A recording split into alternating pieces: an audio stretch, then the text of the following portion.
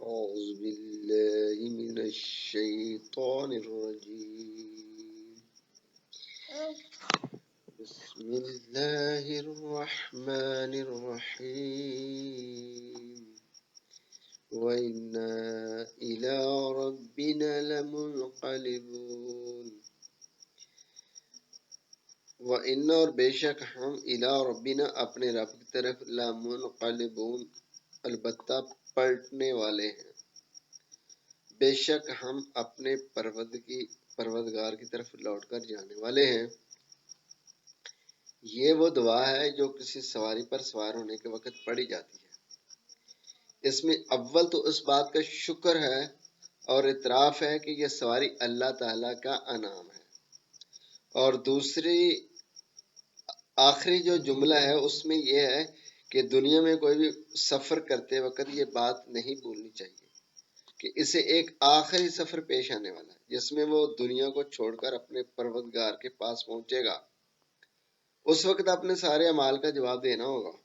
اس لیے جہاں رہتے ہوئے کوئی کام ایسا نہیں ہونا چاہیے جس کے نتیجے میں انسان کو وہاں جا کے شرمندگی اٹھانی پڑے۔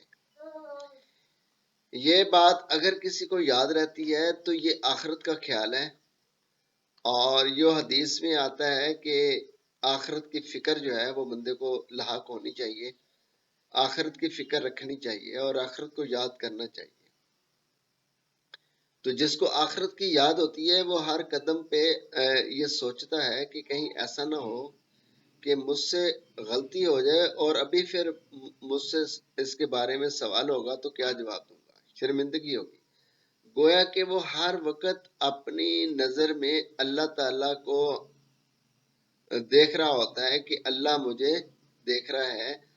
وہ نظر کون سی ہے؟ اس کی باطنی نظر، جس میں وہ اپنے خیالات میں، اپنے تصورات میں، اپنی سوچ میں ڈوب کر اللہ کی طرف دھیان کر رہا ہوتا ہے کہ اللہ میرا مجھے دیکھ رہا ہے اور ہر لمحہ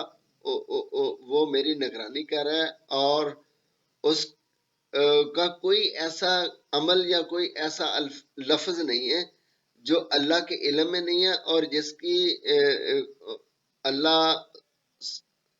اس کے سامنے جو بھی عمل ہو رہا ہے جس کو اللہ نہیں دیکھ رہا، یعنی اس کی ہر بات اور ہر عمل اللہ کی نگاہ میں ہے، تو اللہ دیکھ رہا ہے۔ اب اللہ کا دیکھنا ہماری طرح نہیں ہے، کیونکہ اللہ خالق ہے، اللہ مخلوق نہیں ہے۔ اللہ کا دیکھنا کیسے ہے وہ ہماری عقل میں نہیں آ سکتی بات، ہم کسی بات سے اس کو تشبیہ نہیں دے سکتے، ہم مثال دے کے بھی نہیں سمجھا سکتے کہ اللہ ایسے دیکھتا ہے۔ تو اللہ جسم سے پاک ہے تو اس کا دیکھنا کیسے ہے؟ انسانی عقل سے بعید بات ہے۔ بس اس پہ یقین ہم لائے ہیں اور یقین ہمیں کرنا بھی ہوگا، اور جس کا یہ یقین کامل ہو جاتا ہے کہ اللہ دیکھ رہا ہے، پھر وہ ہر وقت اپنے ہر عمل کو کرنے سے پہلے 10 دفعہ سوچتا ہے کہ اللہ مجھے دیکھ رہا ہے۔ اور آپ لوگوں نے یہ دیکھ تو لیا ہے کہ اگر کسی چوراہے پر، کسی چوک میں، کسی شاہراہ میں بہت سارے نگران، جس کو ہم پولیس مین یا انسپیکٹر کہتے ہیں، وہ کھڑے ہوں اور کیمرے لگے ہیں،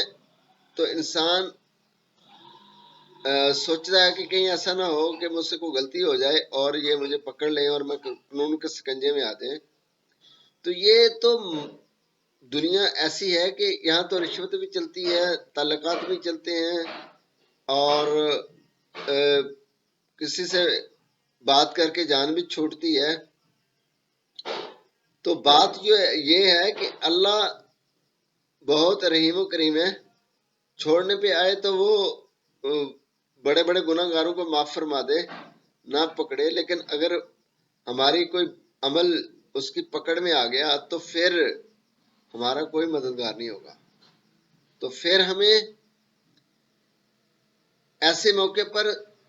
یہ سوچنا چاہیے کہ اللہ کی ناراضگی میرے سارے اعمال کو، ہمارے ساری دنیاوی زندگی کو اور آخرت کو برباد کر سکتی ہے۔